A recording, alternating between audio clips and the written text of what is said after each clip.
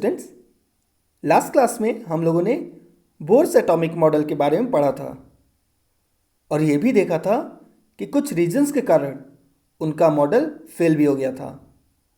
उनमें से एक रीज़न था डुअल नेचर ऑफ मैटर। तो देखिए बच्चों, बोर ने तो अपने मॉडल में मैटर को केवल एक पार्टिकल एज्यूम किया था, उसके वेव नेचर को एकदम निग्लेक्ट कर दिया था। लेकिन बाद में एक महान साइंटिस्ट डी ब्रोगली ने ये प्रूफ कर दिखलाया कि रेडिएशंस के ही तरह मैटर के पास भी पार्टिकल नेचर के साथ साथ वेव नेचर भी होता है। मीन्स हम लोग मैटर के लिए भी मोमेंटम के साथ साथ वेवलेंथ को भी कैलकुलेट कर सकते हैं। इसके बाद उन्होंने एक फेमस इक्वेशन भी दिया जिसे हम लोग डी ब्रोगली इक्वेशन के नाम से जानते हैं, जो कि किसी भी पार्टिकल के वेवलेंथ और मोमेंटम के बीच के रिलेशन को शो करता है। And that equation is lambda equal to H upon P, जहां पर एच प्लैंक कांस्टेंट को रिप्रेजेंट कर रहा है और पी मोमेंटम को। मोमेंटम का फॉर्मूला होता है P equal to M V. तो अगर पी को एम वी से रिप्लेस कर दें तो हम इस इक्वेशन को lambda equal to H upon M V से भी रिप्लेस कर सकते हैं, जहां पर पी तो मोमेंटम को रिप्रेजेंट कर रहा है और वी पार्टिकल के वेलोसिटी को। तो चलिए इस पर बेस्ड एक दो न्यूमेरिकल को भी सॉल्व करते हैं। और first numerical is what will be the wavelength of a ball of mass 0.1 kg moving with a velocity of 10 metre पर सेकेंड। तो देखिए बच्चों, इस क्वेश्चन में वेलोसिटी गिवन है और बॉल का मास भी गिवन है, v इक्वल टू 10 मीटर पर सेकेंड और m इक्वल टू 0.1 kg। मास और वेलोसिटी दे के आपसे वेवलेंथ पूछा जा रहा है, तो बताइए कौन से इक्वेशन का यूज होगा? यस, अभी अभी हम लोगों ने पढ़ा डी ब्रोगली इक्वेशन। तो देखिए डी ब्रोगली इक्वेशन तो होता है lambda equal to H upon M V. H Planck constant है जिसकी वैल्यू फिक्स है 6.6 इंटू 10⁻⁻34। मास गिवन है, वेलोसिटी भी गिवन है, तो सभी को पुट कीजिए यहाँ पे और लैम्डा को कैलकुलेट कर लीजिए। तो चलिए इसको सॉल्व कर लेते हैं। तो h की जगह मैंने लिख दिया 6.616 इंटू 10⁻⁻34, m की जगह लिख दिया 0.1 और v की जगह लिख दिया 10। डिनोमिनेटर में 0.1 इंटू 10 है, जिसको मल्टीप्लाई करेंगे तो 1 ही आएगा। मीन्स डिनोमिनेटर हो गया 1, तो जो भी हमारा न्यूमरेटर होगा वही आंसर है। तो हमारा इस केस में वेवलेंथ निकल जाएगा 6.6 into 10 to the power -34 meter. Our next question is calculate the mass of a photon with wavelength 3.6 Armstrong. तो देखिए बच्चों, यहां पे हम लोगों को एक फोटोन का मास कैलकुलेट करना है और वेवलेंथ गिवन है। तो यहां पे भी आइडिया तो लग गया कि वेवलेंथ दे के अगर मास पूछा जा रहा है तो डी ब्रोगली इक्वेशन का यूज होगा। तो सबसे पहले गिवन लिख लेते हैं लैम्डा इक्वल टू 3.6 आर्मस्ट्रॉन्ग। अब यहाँ पे देखिए फोटोन है, फोटोन की वेलोसिटी क्या होगी? यस, फोटोन की जो वेलोसिटी होती है वो वेलोसिटी ऑफ लाइट के ही इक्वल होती है। मीन्स यहाँ पे वेलोसिटी ऑफ फोटोन हो जाएगा 3 इंटू 10⁸ मीटर पर सेकेंड। तो चलिए डी ब्रोगली इक्वेशन में इन सभी डाटा को पुट करते हैं और आंसर ले आते हैं। तो जैसा कि हम लोग जानते हैं lambda equal to H upon M V, तो यहाँ से m की वैल्यू हो जाएगी h upon lambda V. h की वैल्यू हो गई 6.6 इंटू 10⁻⁻34। लैम्डा हमारा गिवन है 3.6 आर्मस्ट्रॉन्ग, तो आर्मस्ट्रॉन्ग को मीटर में कैलकुलेट करेंगे तो क्या हो जाएगा 3.6 इंटू 10⁻⁻10। वेलोसिटी भी गिवन है 3 इंटू 10⁸। तो सभी डाटा को हमने पुट कर दिया है और जैसे ही इसको सॉल्व करेंगे तो हमारा मास निकल जाएगा 6.135 इंटू 10⁻⁻29 kg। तो इस तरह से बच्चों हम लोग इस फोटोन का मास कैलकुलेट कर सकते हैं।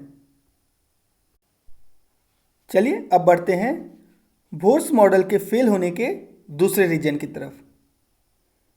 तो देखिए बच्चों, एक लीजेंडरी साइंटिस्ट थे हेजनबर्ग। उन्होंने ये देखा कि ये जो इलेक्ट्रॉन है वो तो एक पॉइंट चार्ज है, मीन्स एक डायमेंशन लेस स्पेसीज, जिसको मेजर करने के लिए उससे छोटी कोई यूनिट ही नहीं बना। तो कैसे हम इस इलेक्ट्रॉन जो कि डायमेंशन लेस है उसके बारे में एग्जैक्ट कैलकुलेशन को रिप्रेजेंट कर सकते हैं। लेकिन बोर ने क्या किया, इस इलेक्ट्रॉन के फिक्स वेलोसिटी को रिप्रेजेंट कर दिया, इस इलेक्ट्रॉन के फिक्स्ड एनर्जी को दे दिया, इस इलेक्ट्रॉन के फिक्स पोजीशन को बता दिया था, इस इलेक्ट्रॉन के फिक्स्ड एंगुलर मोमेंटम को बता दिया था, सारे ही डाटा को फिक्स करके दे दिया था। लेकिन क्या ये पॉसिबल है किसी डायमेंशन लेस क्वांटिटी के लिए? नहीं ना। तो हेजनबर्ग का यही बात बोर्स मॉडल ऑफ एटम के लिए एक बड़ा मुसीबत बन गया। और बाद में हेजनबर्ग ने एक प्रिंसिपल भी दिया जिसे हम लोग हेजनबर्ग्स अनसर्टेनिटी प्रिंसिपल के नाम से जानते हैं, जिसमें उन्होंने बोला कि it is impossible to determine simultaneously the exact position and momentum of an electron. Means किसी भी इलेक्ट्रॉन के लिए एक समय में एक साथ उसके एग्जैक्ट पोजीशन और एग्जैक्ट मोमेंटम को बता पाना इम्पॉसिबल है। अगर आप इलेक्ट्रॉन के एग्जैक्ट पोजीशन के बारे में बताओगे तो कहीं ना कहीं आप उसके एग्जैक्ट मोमेंटम को बताने में गलती कर दोगे, कुछ एरर इन्वॉल्व होगा। और अगर आप उस इलेक्ट्रॉन के एग्जैक्ट मोमेंटम को बताते हो तो आपके एग्जैक्ट पोजीशन वाले डाटा में कुछ ना कुछ एरर होगा। इसी को हम लोग हेजनबर्ग्स अनसर्टेनिटी प्रिंसिपल बोलते हैं। इसको उन्होंने मैथमेटिकल फॉर्म में भी रिप्रेजेंट किया, जिससे हम लोग लिख सकते हैं कि delta x into delta p is greater than और equal to h upon 4 pi. p यहाँ पे मोमेंटम है, तो अगर मोमेंटम की जगह हम लोग mv पुट करें तो हमारा हो जाएगा delta x into delta mv is greater than और इक्वल टू h अपॉन 4 पाई।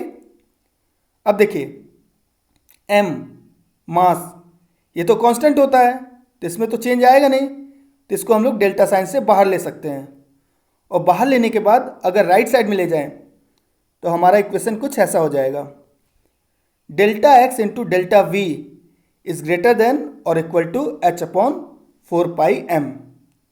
यहाँ पे delta x uncertainty in position को रिप्रेजेंट कर रहा है, वहीं पर delta v uncertainty in velocity को रिप्रेजेंट कर रहा है। h हमारा प्लैंक कांस्टेंट है। तो इस तरह से बच्चों डी ब्रोगलीज इक्वेशन और हेजनबर्ग्स प्रिंसिपल के आने के बाद बोर का एटॉमिक मॉडल फेल हो गया। अब हमें एक ऐसे मॉडल की जरूरत थी जिसमें मैटर के अंदर इन्वॉल्व अनसर्टेनिटी को भी कंसीडर किया जाए, साथ में ही उसके डुअल नेचर को भी, that is particle as well as wave nature. तो आगे बढ़ने से पहले बात कर लेते हैं मैकेनिक्स की। तो देखिए बच्चों, साइंस का वो ब्रांच जिसमें हम लोग किसी ऑब्जेक्ट के मोशन को स्टडी करते हैं उसी को हम लोग मैकेनिक्स बोलते हैं। ये मेनली दो टाइप का होता है। पहला है क्लासिकल मैकेनिक्स। ये न्यूटन्स लॉ ऑफ मोशन पर बेस्ड एक ऐसा मैकेनिक्स है जिसमें हम लोग केवल मैक्रोस्कोपिक पार्टिकल्स के ही मोशन को स्टडी कर सकते हैं। माइक्रोस्कोपिक पार्टिकल्स के मोशन के लिए क्लासिकल मैकेनिक्स अप्लीकेबल नहीं होता है। तो बाद में एटम्स या फिर इलेक्ट्रॉन्स जैसे माइक्रोस्कोपिक पार्टिकल्स के मोशन को स्टडी करने के लिए एक नए मैकेनिक्स की जरूरत पड़ी, that is quantum mechanics, which can be defined as the branch of science which deals with the motion of microscopic particles। और ख़ास बात यह है कि ये मैकेनिक्स मैटर के पार्टिकल नेचर के साथ साथ वेव नेचर दोनों को ही कंसीडर करता है, जिसकी हमें नए एटॉमिक मॉडल में ज़रूरत भी थी। तो इस तरह से हम लोग बोल भी सकते हैं कि नए एटॉमिक मॉडल में क्वांटम मैकेनिक्स का इन्वॉल्व होना जरूरी था। बच्चों, क्वांटम मैकेनिक्स को डेवलप करने में दो साइंटिस्ट इन्वॉल्व थे, एक वर्नर हेजनबर्ग और दूसरे एरविन श्रोडिंगर। दोनों ही साइंटिस्ट इंडिपेंडेंट वे में इस क्वांटम मैकेनिक्स को डेवलप किया। बाद में श्रोडिंगर थोड़ा आगे निकल गए और उन्होंने क्वांटम मैकेनिक्स का फंडामेंटल इक्वेशन भी दिया, जिसके लिए उन्हें 1933 में नोबेल प्राइज भी मिला। तो आइए अब देखते हैं quantum mechanical model of atom, जो कि श्रोडिंगर वेव इक्वेशन पर बेस्ड है। Schrodinger wave equation, it is given by h cap psi equal to E psi, जहां पर h कैप एक मैथमेटिकल ऑपरेटर को रिप्रेजेंट कर रहा है, जिसे हम लोग हैमिल्टोनियन ऑपरेटर बोलते हैं। इसे एनर्जी ऑपरेटर भी कहा जाता है। psi रिप्रेजेंट कर रहा है वेव फंक्शन को और E रिप्रेजेंट कर रहा है एनर्जी को।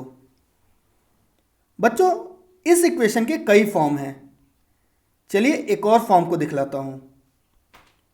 That is d square psi upon d x square plus d square psi upon d y square plus d square psi upon d z square plus 8 pi square m upon h square into E minus V into psi equal to 0।